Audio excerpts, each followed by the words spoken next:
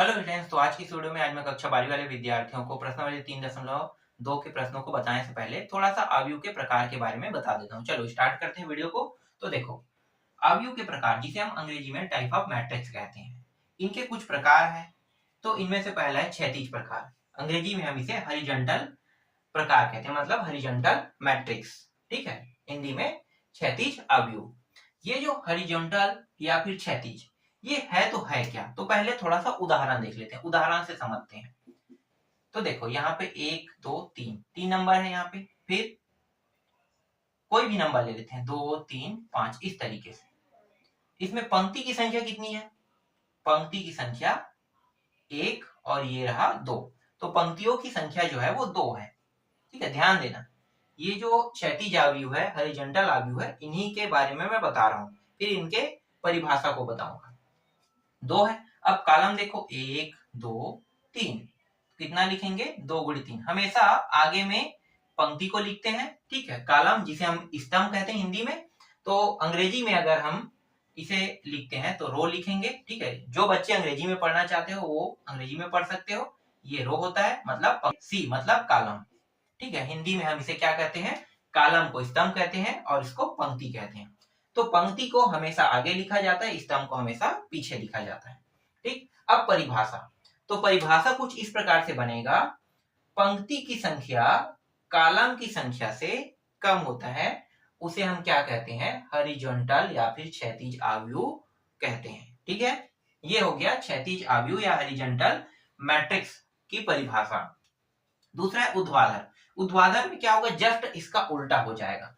अब यहाँ पे मैं ये जो 3 5 है नीचे ले आता हूं।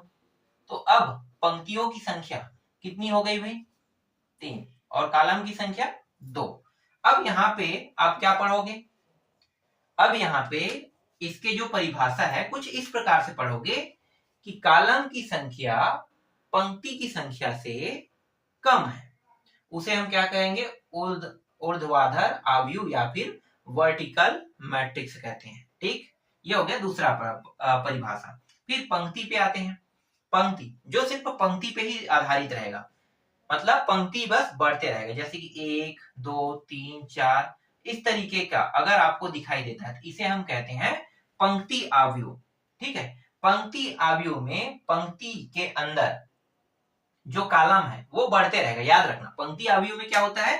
पंक्ति अवयव की परिभाषा, पंक्ति में कॉलमों की संख्या बढ़ते रहेगा, लेकिन अलग से और पंक्ति नहीं होगा। उसे हम क्या कहेंगे? पंक्ति अवयव या फिर रो मैट्रिक्स कहेंगे। ठीक है, स्तंभ। स्तंभ क्या होता है? देखो, स्तंभ में ठीक है, इसे अब नीचे की ओर ला लो। 3 4 स्तंभ जिसे हम कॉलम कहते हैं। तो स्तंभ अवयव में क्या होगा? स्तंभ अवयव में कॉलमों की संख्या 1 रहेगा और पंक्तियों की संख्या से अधिक रहेगा, उसे हम क्या कहते हैं? स्तंभ या कॉलम मैट्रिक्स कहते हैं। फिर वर्ग। वर्ग अवयव क्या होता है? तो देखो, 1 2 4। यहां भी देखो, कॉलम भी 2 है, 2 है, तो दोनों की संख्या बराबर होना, ये कहलाता है वर्ग अवयव। कॉलम और रो दोनों की संख्या बराबर। अगर यहाँ पे मैं एक ठीक है, एक बढ़ा दिया तो यहाँ भी बढ़ाएंगे ना, रो में भी बढ़ाएंगे। याद रखना, इस तरीके से देखो, 3 कॉलम तो 3 रो। अगर मैं 4 कॉलम लूंगा तो 4 रो लूंगा। यही क्या कहलाता है? स्क्वायर मैट्रिक्स या वर्ग अवयव। समझ में आ गया? फिर विकर्ण। विकर्ण देखो, तो देखो विकर्ण वाला क्या होता है? विकर्ण अवयव, चलो यहीं पे देख लेते हैं। विकर्ण अवयव का अगर जिक्र करता है तो ये लाइन आपको ले लेना है सीधा, या फिर ऐसे लेना चाहते हो तो ऐसे ले सकते हो। ये कहलाता है विकर्ण अवयव, जिसे हम कैसे लेते हैं? एक तिरछा रेखा के रूप में लेते हैं, उसे हम कहते हैं विकर्ण या फिर डायगोनल, है ना, अवयव कहेंगे। ठीक है, या मैट्रिक्स। ठीक है, अब देखो अदिश। तो अदिश होगा स्केलर।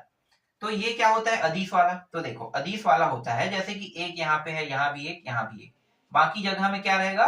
0। तो इसे हम क्या कहते हैं? अदिश या स्केलर अवयव कहेंगे। इसके बाद तत्समक होता है, एक होता है तत्समक अवयव। तो तत्समक अवयव क्या होगा? तत्समक अवयव, एक मिनट, अभी मैंने क्या बताया था आप लोगों को? ठीक है, यही तो बताया था ना। हाँ, इसके बाद तत्समक था। ठीक है, तत्समक में हमेशा एक, देखो जो अदिश होता है ना, 2 3 2 2 2 इस तरीके से हो सकता है। ठीक है, 2 2 2 बाकी 0 0 0 0 0 0 इस तरीके से होगा, है ना। तो दो दो आ रहा है, जैसे कि ये देखो एक विकर्ण की तरह, इसे हम विकर्ण अवयव भी कहेंगे, ठीक है। अदिश अवयव और विकर्ण अवयव दोनों एक जैसे, मतलब एक ही भी हो सकता है, लेकिन तत्समक यहाँ पे एक से शुरू होगा, फिर 0 1, फिर 0 0 1, इसे हम तत्समक कहेंगे। एक के अलावा दूसरा मान यहाँ पे आ ही नहीं सकता, याद रखना, एक के अलावा कोई दूसरा मान नहीं आएगा, उसे हम क्या कहेंगे अगर यहाँ पे 2 आ गया, 2 2 2, 3 3 3, 5 5 5, कुछ भी आ रहा है तो वो तत्समक नहीं होगा, क्या होगा, अदिश अवयव होगा, जिसे हम क्या कहते हैं, स्केलर मैट्रिक्स कहते हैं। समझ में आ गया। फिर शून्य, सभी मान 0 0, इसे हम शून्य अवयव कहते हैं। इस तरीके से कुछ अवयव के प्रकार थे, इनको मैंने उदाहरण के कुछ प्रश्न है, तो उदाहरण के प्रश्नों को देख ले, प्रश्नों को नहीं देखेंगे क्योंकि प्रश्नावली के प्रश्न उदाहरण के प्रश्न दोनों एक जैसे हैं, तो प्रश्नावली के प्रश्नों को देखेंगे, लेकिन जो प्रश्न क्रमांक 1 है उसको बस देख लो, ठीक है। प्रश्न क्रमांक 1 क्या है, तो यहाँ पे मैं पढ़ के बता देता हूँ। प्रश्न क्रमांक 1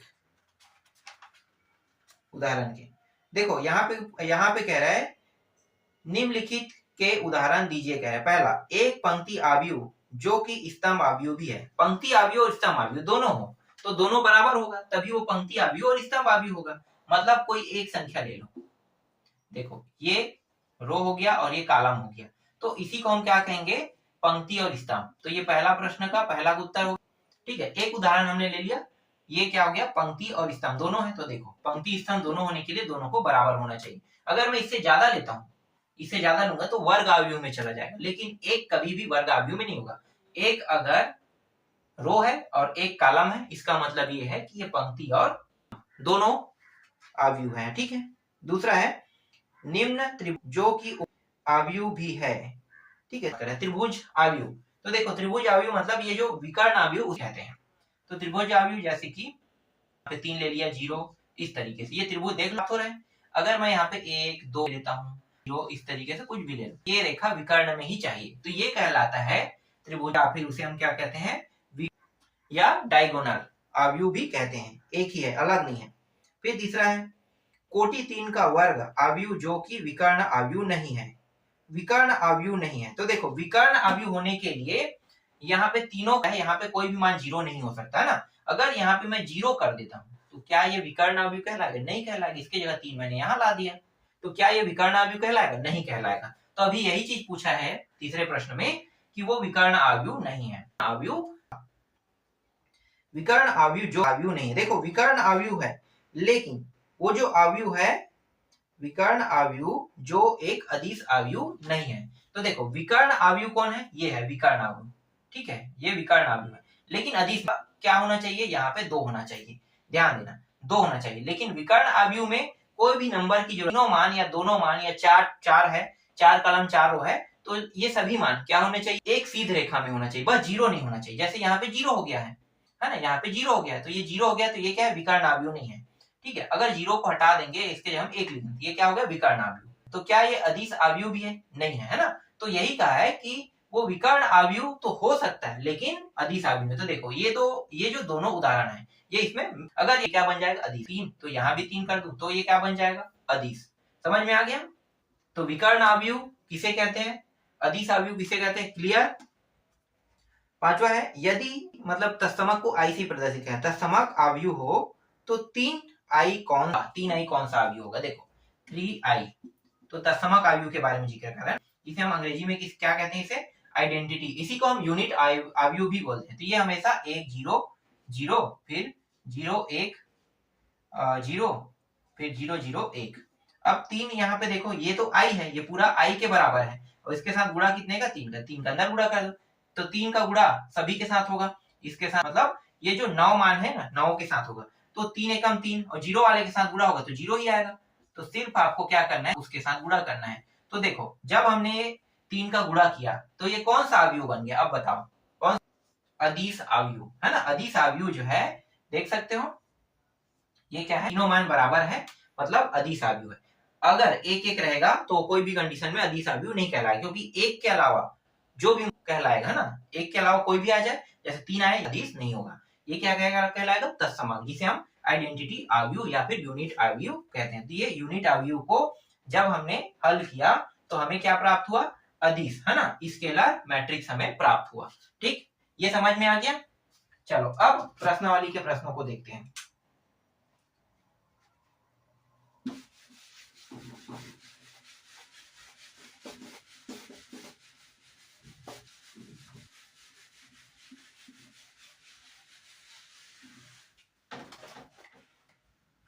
देखो प्रश्नावली 2 का पहला प्रश्न, ठीक है। तो देखो पहला प्रश्न में क्या ज्ञात करना, एक्स वाई तथा जेड के मान ज्ञात। प्रश्न है 4 3 एक्स 5 बराबर वाई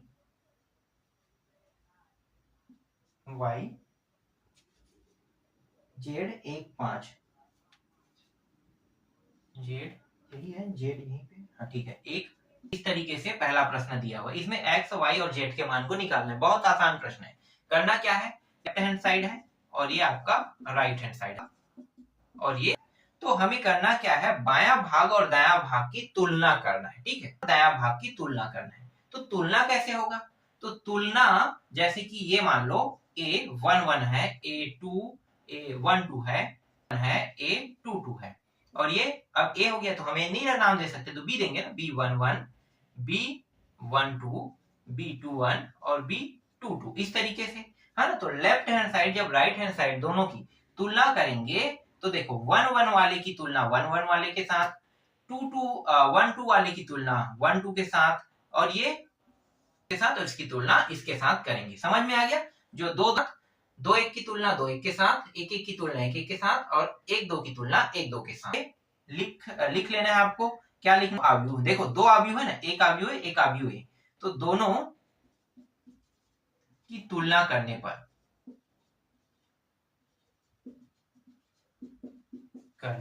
सिर्फ तुलना करें ना, तो दोनों करने पर, तो देखो A111 की तुलना किसके साथ होगा, B11 के साथ, तो 4 और y, ठीक है। तो यहाँ पे y का मान कितना आ गया, 4 आ गया।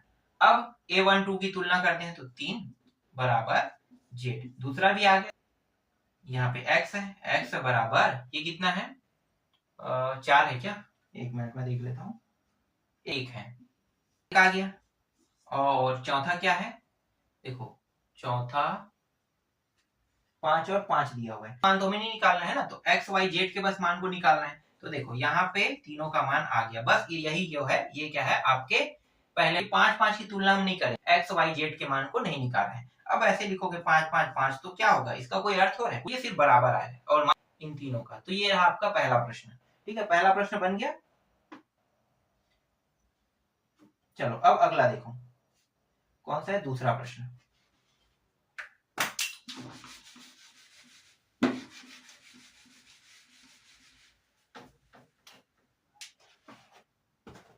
दूसरा प्रश्न है x plus y plus z. देखो सबसे पहले कभी भी प्रश्न दिया जाता है ना, प्रश्नावली के चाहे कोई भी हो, पहले आसान प्रश्नों को जब आप लोग समझ जाते हो ना, तब कठिन करते जाता है, जिससे क्या होगा, संबंधित प्रश्नों को बनाने का तरीका आपको मिल जाएगा। 9 5 7 9 5 7। अब ये कैसे हल होगा, देखो बहुत आसान था, बहुत आसानी से एक्स वाई जेड के मान निकाल लिए है ना उसमें, लेकिन इसमें एक्स वाई जेड के मान को दोनों आव्यूह की तुलना करने वाला। तो देखो ये सिर्फ कॉलम में है, कॉलम में दोनों कॉलम में है, दोनों के दोनों कॉलम में, और ये कॉलम में इसके साथ, इसकी तुलना इसके साथ, इसकी तुलना इसके साथ।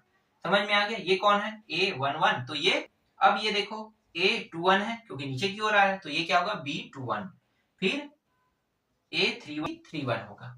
समझ में आ गया, 1 1 की तुलना 1 1 के साथ, तो दोनों आव्यूह की तुलना करने पर, तो x देखो इसमें है ना, x प्लस वाई प्लस कितना है, a है क्या, 9 है, सॉरी ये जैसा बना लिया था, ठीक है 9, ये हो गया, ठीक है। इसे समीकरण 1 नाम दे दो, z बराबर 5 समीकरण 2, फिर y प्लस z बराबर समीकरण 3 समीकरण हो गया। अब देखो y z का मान कितना है, शायद y z के मान को रख दूंगा, ठीक है। तो यहां पे लिखो समीकरण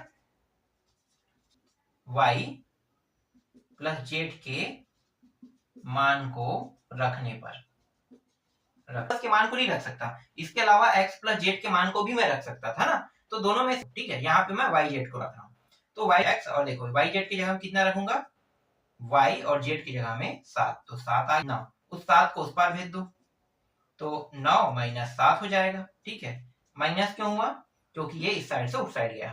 फिर इसको हल करोगे कितना आ जाएगा 2, तो x का मान कितना आ गया 2 आ गया। ठीक है, अब x के मान को कहां पे रखें, यहाँ पे रख दो में, तो z का मान निकल जाएगा, अकेला है ना z, x के मान को रखूंगा तो ये अकेला हो जाएगा, तो z का मान आ जाएगा।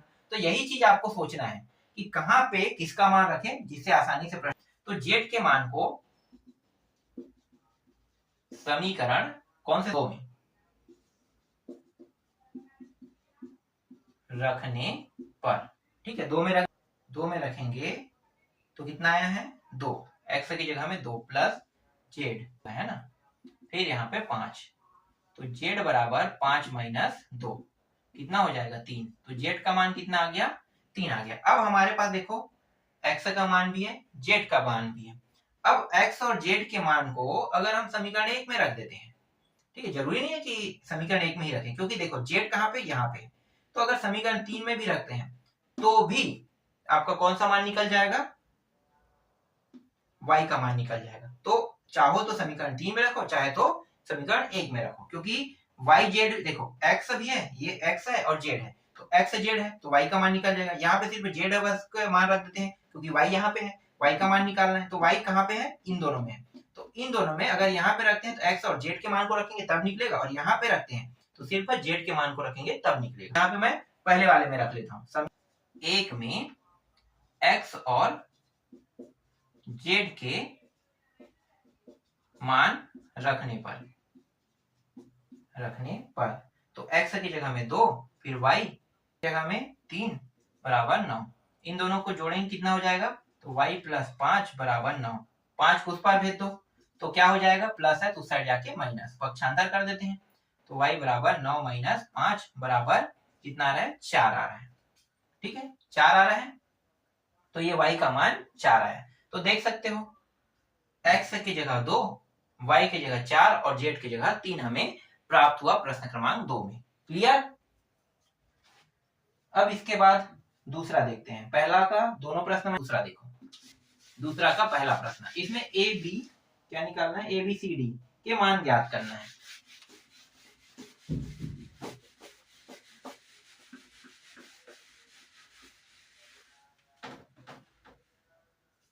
दूसरा का, इसमें भी पहला उलट गया क्या, नहीं दूसरा प्रश्न है, समझो कुछ इस प्रकार से प्रश्न दिए हुए हैं, जैसे a माइनस बी,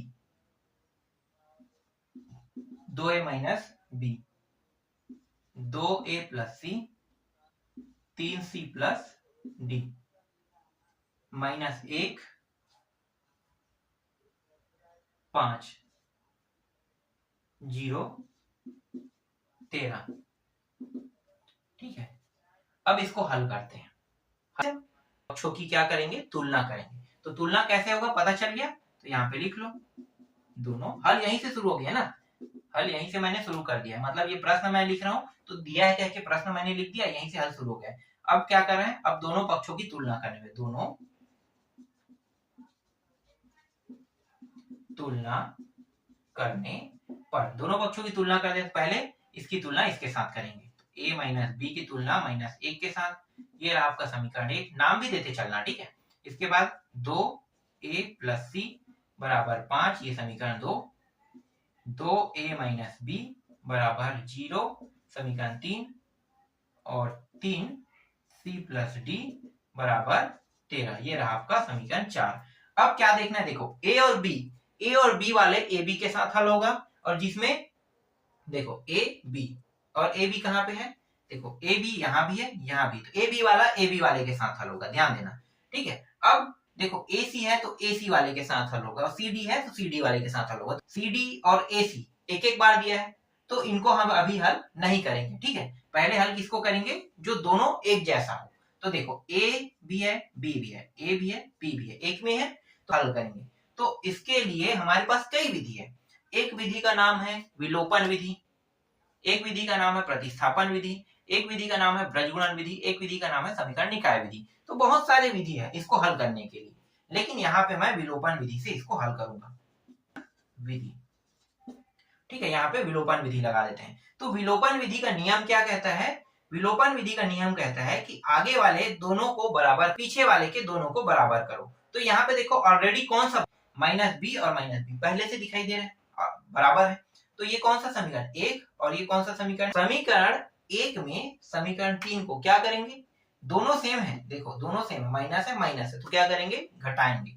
ठीक है, तो यहाँ पे आपको लिखना है समीकरण एक में समीकरण 2 को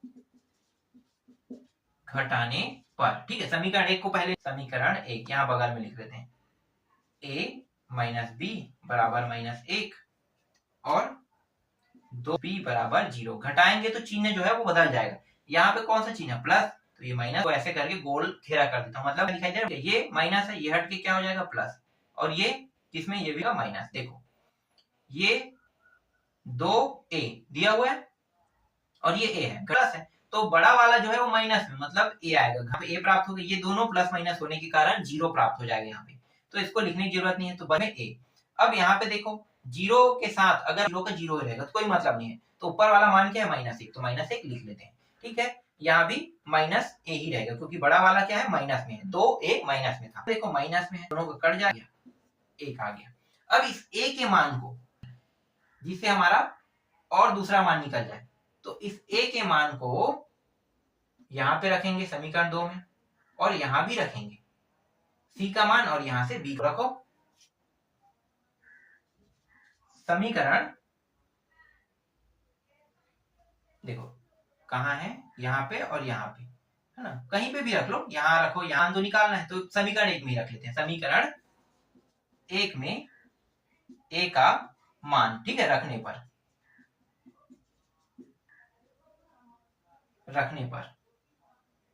तो a का मान 1 माइनस बी, है ना, ये पहले से क्या है? a का मान प्लस में प्राप्त, मान हमने रख दिया प्लस में, फिर माइनस बी बराबर ये माइनस एक। ये जो आते हैं तो माइनस से क्या हो जाएगा? प्लस, और ये जो माइनस में इस साइड लेकर आते हैं प्लस, तो मतलब 2। तो b का मान यहाँ पे कितना प्राप्त हो रहा है? 2 प्राप्त हो रहा है। ठीक है, b का मान कितना? अब आगे इसको, ठीक है, अब ये जो b का मान है, देखो a का मान यहाँ भी रख सकते हैं समीकरण 2 में, तो c का मान निकल जाएगा, तो c का मान पहले निकालते हैं, यहीं पे समीकरण 2 में a का मान समीकरण 2 में, ठीक है, रखने पर, समझ जाओ, ठीक है, पूरा लिखना है आपको, समीकरण 2 में रखने पर, तो ये हो गया 2 गुणित 1 प्लस सी बराबर 5, तो 2 प्लस सी बराबर, तो सी बराबर आएगा 2, है ना, अभी नहीं आया उत्तर, तब आएगा 3 आ जाएगा, तो सी बराबर कितना आ गया? सी का मान 3 प्राप्त हो गया। तो देखो a का मान भी निकल गया, b का, c का। अब c के मान को कहां पे रखेंगे जिससे d का मान निकल जाए? तो देखो d कहां पे है? यहाँ पे है, तो चौथे समीकरण में अगर मैं c का मान रखूंगा तभी ये d का मान प्राप्त होगा।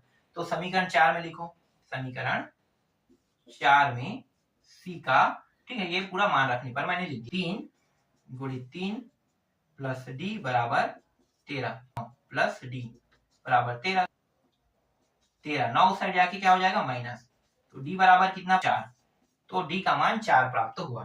तो देखो a का मान 2, c का मान 4, यही हमें क्या ज्ञात करना था। ठीक है, प्रश्न क्रमांक 2 भी बन गया। इसके बाद अगला जो प्रश्न है प्रश्न क्रमांक, तो प्रश्न क्रमांक 3 को यहाँ पे मैं छोड़ रहा हूँ। प्रश्न क्रमांक 3 सेम टू सेम ऐसे ही बनेगा जैसे मैंने अभी प्रश्न क्रमांक 2 ना, तो प्रश्न क्रमांक 3 बस को छोड़ रहा हूँ। अगर किसी को डाउट है प्रश्न क्रमांक कर देना, मैं उसको भी बता दूंगा। तो मैं अभी प्रश्न क्रमांक 3 को छोड़ रहा हूँ। चलो अब आगे चलते हैं प्रश्न क्रमांक 4 पे।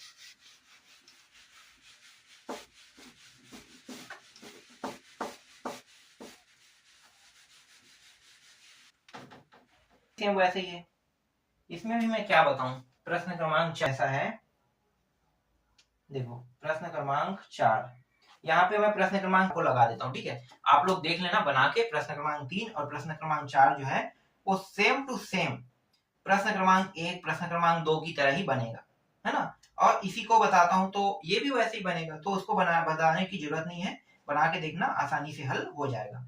अब आते हैं, ठीक है, अब प्रश्न क्रमांक 5 को देखो। ये है x माइनस वाई और ये रहा z, 2x माइनस वाई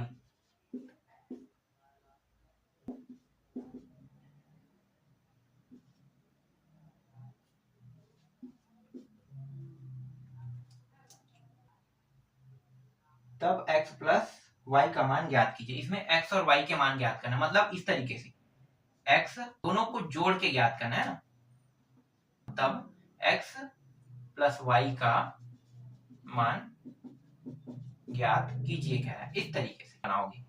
अगर इस तरीके का प्रश्न है तो कैसे बनाओगे, तो चलो मैं लिख लेता हूं, है ना, दोनों पक्षों की तुलना करने पर तो x माइनस वाई, ठीक है। यहां से क्या है कि इस टॉपिक को लिखना ना, लिखने के बाद क्या लिखना है आपको, दोनों पक्षों की तुलना करना है। तो दोनों पक्षों की तुलना करेंगे तो देखो x माइनस वाई की तुलना इसके साथ होगा। तो ये रहा समीकरण 1, ये z है, z का मान कितना आ गया 4, ये समीकरण 2, ठीक है। इसके बाद 2x माइनस वाई बराबर 0, ये समीकरण 3, और w बराबर 5, 4। देखो किस किस का है, z का मान प्राप्त है, w का मान, क्योंकि ये दोनों जो है देखो w बराबर 5 हमें प्राप्त है ना, लेकिन इन दोनों का मान हमें प्राप्त नहीं। तो क्या करेंगे, इसको हल करेंगे कौन से विधि से, विलोपन, सीधा लगा दो, विलोपन विधि से। विलोपन विधि में देखो x बराबर है या y बराबर है, दोनों में से किसी एक के मान को बराबर देते, नहीं होता तो बराबर करते हैं, लेकिन यहाँ पे ऑलरेडी बराबर हमें दिखाई दे रहा है, तो बराबर दिखाई दे रहा है, तो क्या करेंगे, समीकरण 1 में समीकरण 2 को क्या करेंगे, घटा देंगे, ठीक है। तो यहाँ पे मैं लिख नहीं रहा हूँ, यहाँ पे समीकरण 1 में समीकरण 2 को घटाने पर लिख लेना, ठीक है। डायरेक्ट मैं यहाँ पे हल करता हूँ, x minus y, 2x minus y बराबर 0, घटाएंगे तो ये प्लस था, क्या हो जाएगा माइनस, ये माइनस है तो प्लस हो जाएगा, है ना। और 0 में प्लस माइनस का कोई मतलब नहीं होता, जिसको लिखने की जरूरत नहीं है। देखो ये दोनों कट गया, अब यहाँ पे देखो ये बड़ा x आ जाएगा, फिर यहाँ पे माइनस 1 आ जाएगा, देखो दोनों में माइनस है, दोनों का माइनस कट गया, x बराबर कितना आया, 1 आ गया। इस 1 को कहाँ पे रखें, ये जो 1 हमें प्राप्त हुआ इसको हम दो जगह रख सकते हैं, एक तो यहाँ पे, एक यहाँ पे, क्योंकि दोनों में देखो x दोनों में दिखाई दे रहा है, और दोनों से हमें y का मान प्राप्त हो जाएगा। तो मैं यहाँ पे कहाँ पे रख देता हूँ, इसको मैं समीकरण 1 में रख देता हूँ, ठीक है। तो यहाँ पे लिख लेते हैं समीकरण 1 में, बस इतना ही मैं लिख रहा हूँ, बाकी पूरा लिखना, ठीक है। समीकरण 1 में x के मान को रखने पर ये पूरा लिखना, ठीक है, पीछे के टॉपिक को लिख लेना। तो ये रहा x की जगह में 1, फिर माइनस y, और ये माइनस को इस साइड लेकर आ जाते हैं माइनस 1 को, तो क्या हो जाएगा, माइनस माइनस प्लस, और y को उस पार भेज देते हैं, तो ये आ गया 2, मान कितना आ गया, x, है ना, x बराबर 1 और y बराबर 2, ठीक है। अब आगे यहाँ पे लिखो, चूंकि x प्लस y, है ना, इसी का मान ज्ञात करना है, तो x का मान 1 और y का मान कितना है 2, दोनों को हल करो कितना आएगा 3, यही क्या है आपके प्रश्न का उत्तर। तो इस तरीके से पांचवा कंप्लीट होता है, समझ में आया पांचवा प्रश्न। चलो आगे के प्रश्नों को देखो, एक और प्रश्न बचा है, और ये प्रश्न आसान प्रश्न है। अब इसमें x plus y plus z तीनों को करना है।